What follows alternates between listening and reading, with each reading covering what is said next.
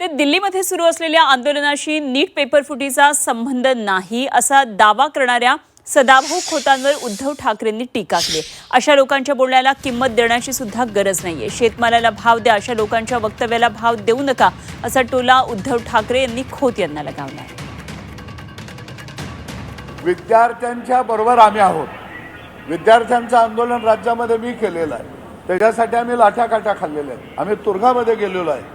परंतु नीटचं आंदोलन असताना जी नीटच्या मध्ये जे काय पेपर फुटीचं प्रकरण झालं, हा मुद्दा आता बाजूला राहिलेला आहे। एकतर त्या परीक्षा झालेल्या आहेत, पण मुद्द्याला सोडून खऱ्या अर्थानं हे आंदोलन आज अशा लोकांच्या बोलण्याला किंमत देण्याची गरज नाही। शेतमालाला जरूर किंमत द्या, पण अशा नेत्यांच्या बोलण्याला किंमत देऊ नका। अशा लोकांच्या बोलण्याला किंमत देण्याची गरज नाही। शेतमालाला जरूर किंमत द्या, पण अशा नेत्यांच्या बोलण्याला किंमत देऊ नका।